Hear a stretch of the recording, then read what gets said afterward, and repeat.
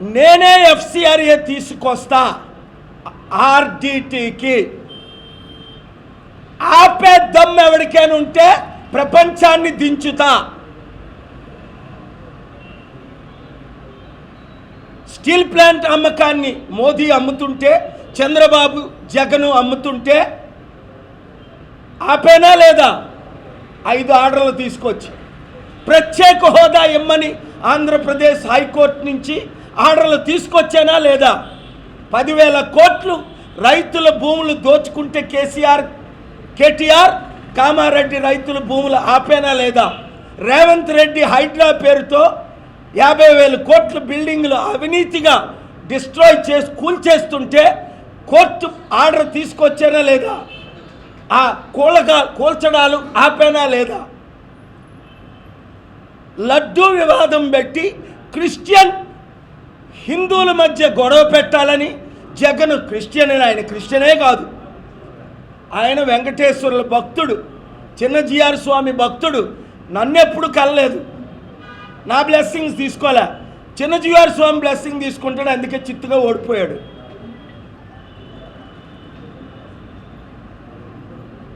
ఆయనకి ఇరికి గొడవ పెట్టాలని పవన్ తమ్ముడు 30,000 అమ్మాయిల్ని తీసుకొస్తాను, మిస్సింగ్ అమ్మాయిలు మర్చిపోయాడు.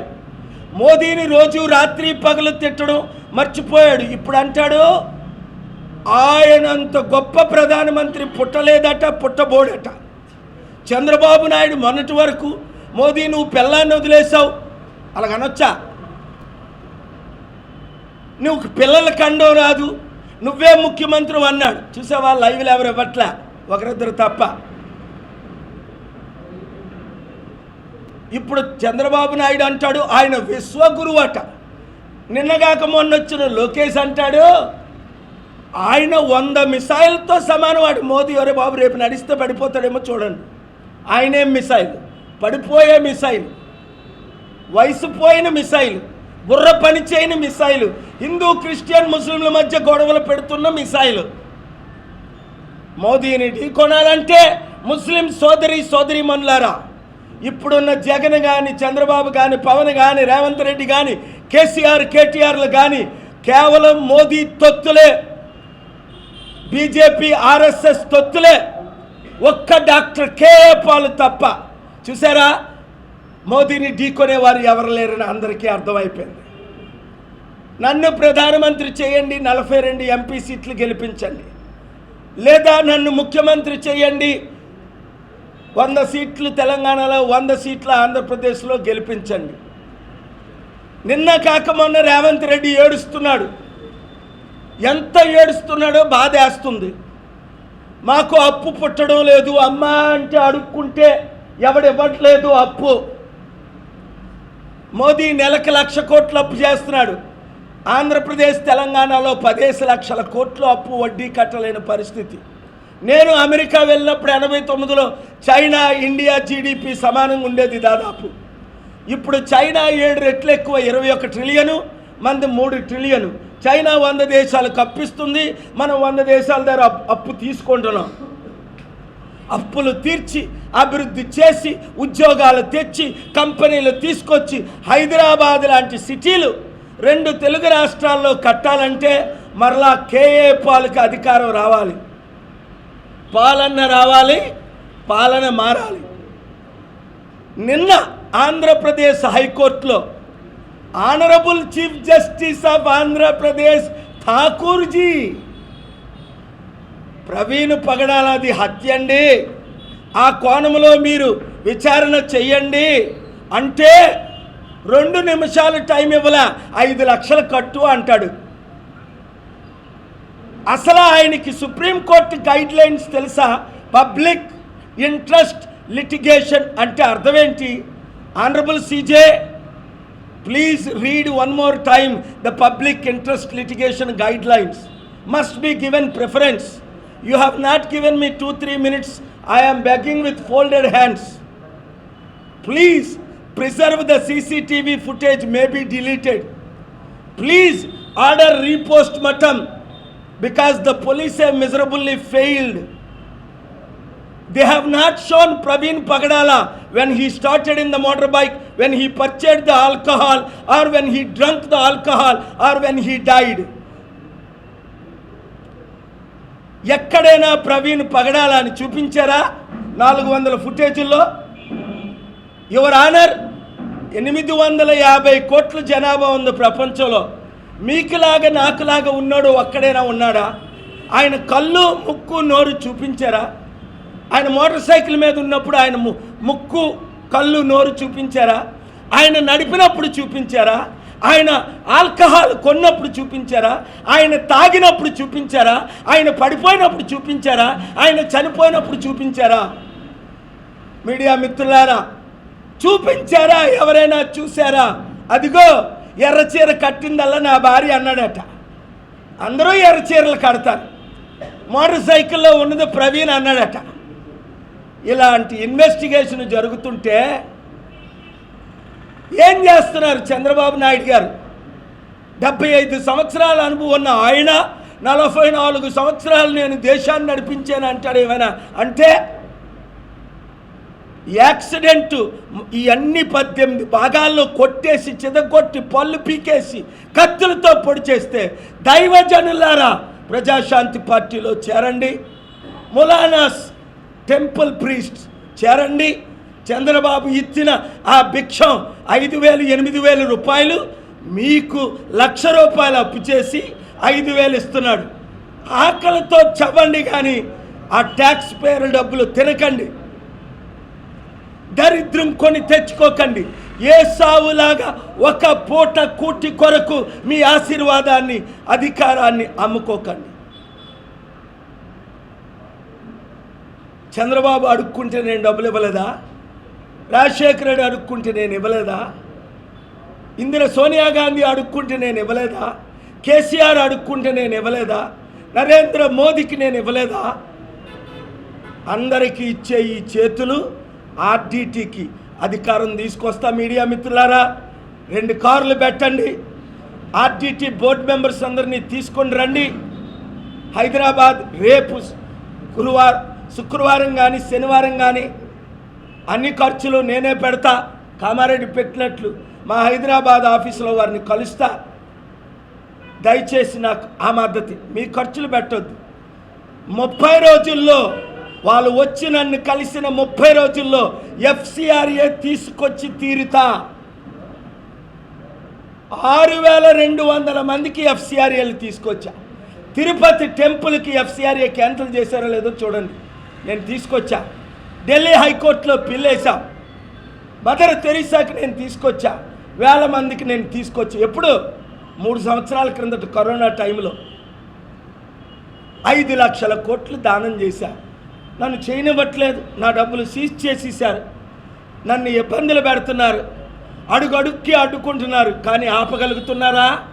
దేవుడు ఆరంభించిన ఈ ప్రయాణాన్ని ఎవడు ఆపలేడు. ఎవడు నన్ను చంపాలని చూస్తే వాడు గుండె ఆగి 7గురు ఏ విధంగా చచ్చారో ఇంకొక 7 మంది చస్తారు.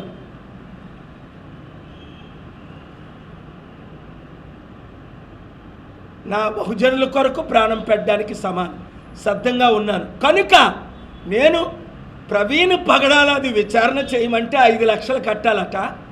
Farmer home minister, finance minister Chidambaram వస్తే ఇదే జడ్జి గారు నిన్నే ఐటమ్ 48, 46 2 గంటల 15 నిమిషాలు 135 నిమిషాలు ట్యాక్స్ డబ్బులు 2 కోట్లు 5 కోట్ల గురించి వినడానికి టైం ఉంది.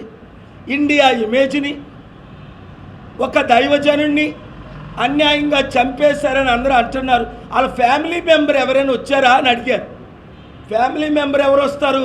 వాళ్ళకి ఫోన్ చేసి జడిపించి మీరు దేశ విదేశాలు వెళ్ళిపోండి అని భయపెడుతుంటే ఫ్యామిలీ మెంబర్ వస్తారా? ధైర్యం ఉన్న కేఏ పాల్ వచ్చాడు. అయినా ఫ్యామిలీ మెంబర్ ఎందుకు కేసు వేయాలి?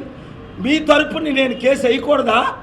సుప్రీంకోర్టు గైడ్ లైన్స్ ప్రకారం ఆర్డర్స్ తేలేదా? తగ్గేదేలే. రాత్రి పగలు పాకిస్తాన్ ఇండియా మధ్య చర్చలు జరుపుతున్నాను. 2002లో మీకు తెలుసు నేను పాకిస్తాన్ వెళ్ళిన సంగతి, నేను వాజ్పేయి గారిని కలిసిన సంగతి. దేశ నాయకులు తెలుసు. మోదీ గారు అప్పుడు ముఖ్యమంత్రి 2002 జూనులో మీకు ఎవరికి చెప్పకుండా అమెరికా వెళ్ళాను. శనివారమే తిరిగి వచ్చాను.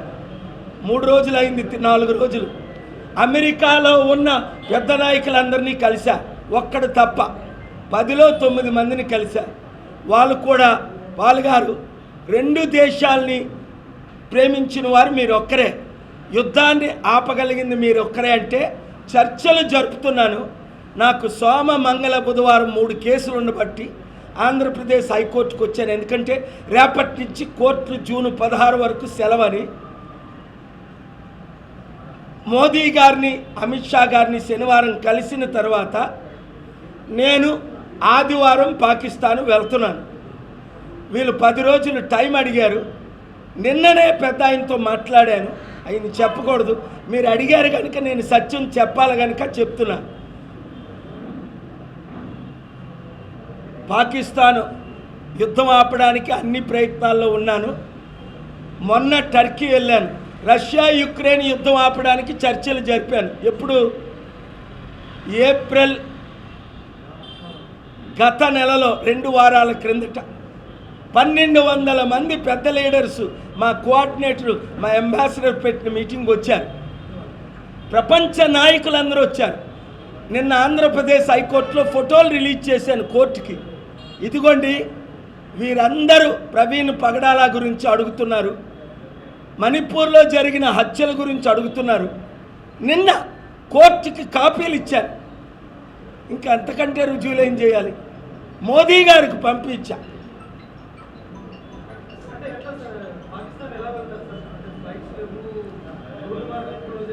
వీసాలు లేకుండా ప్రపంచం అంతా తిరిగినోడు నేను ఒక్కడనే. ఇప్పుడున్న కిరణ్ రిజిజుని అడగండి, ఇప్పుడున్న మినిస్టర్ని రూపాలా గారిని అడగండి.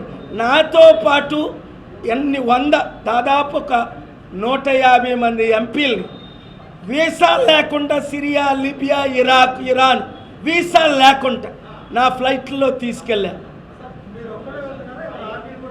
అప్పుడే నేను చెప్పను అది, ఎందుకంటే అక్కడి నుంచి ప్రోటోకాల్, నన్ను ఎవరిని తీసుకొని రమ్మంటే వారిని తీసుకొని వెళ్తాను. ఫోన్లోనే యుద్ధం ఆగితే, ఎందుకంటే ఇప్పుడు ఇండియా స్ట్రైక్ చేసింది, మేము స్ట్రైక్ చేస్తామని అంటున్నారు. హైదరాబాద్ని, విశాఖపట్నాన్ని, ఢిల్లీని, ముంబైని, చెన్నైని, 6 సిటీల్ని, అందులో బెంగళూరు లేదనుకుంటా, మేము టార్గెట్ చేసి అణుబాంబుల ద్వారా తుడి చేస్తాం అంటున్నారు. అన్నారా లేదా? మన దేశంలో, రాష్ట్రంలో హై అలర్ట్ పెట్టారా లేదా? వద్దు,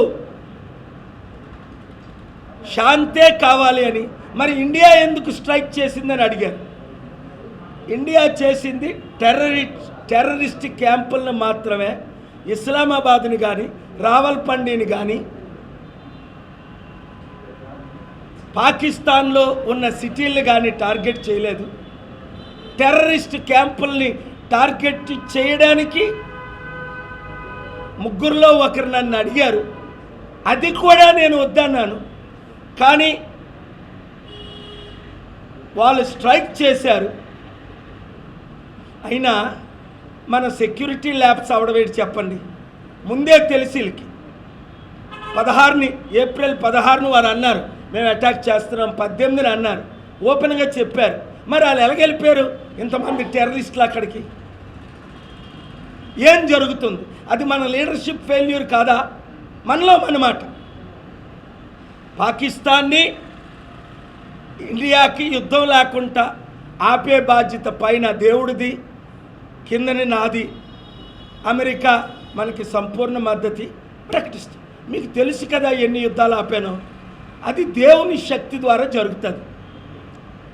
నాలో ఉన్న గొప్పతనం కాదు. కానీ అది నాకు మీ రిపోర్టర్స్కి ఎలాగైతే రిపోర్ట్ చేయడు, మాట్లాడుతుంటే రిపోర్ట్ రాసేస్తున్నాడు ఆయన పాయింట్స్. అద్భుతంగా ఈయన ఇక్కడ మీకు ఇంత టాలెంట్ రిపోర్టింగ్లో ఎలాగొచ్చిందో, ఆ Indian express, times of India, Deccan Chronicle కూడా అలాగొచ్చింటే బాగుంది.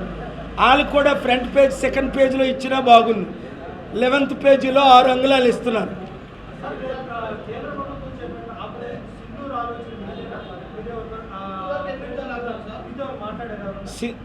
ఆపరేషన్ సింధూర్ టార్గెట్ చేసినవి అది కేవలం నేనైతే వద్దనను, ఓపెన్గా అన్నాను, సీక్రెట్ నేనైతే వద్దన్నా. ఎందుకంటే I'm going to Pakistan along with the blessings and concern of our honorable Prime Minister Modi ji. I am speaking in English. I have spoken to Honorable Rupala ji yesterday. He asked, we are going to meet Amit Shah ji and Modi ji most likely tomorrow night. If they give me consent, I am going to Pakistan on Sunday.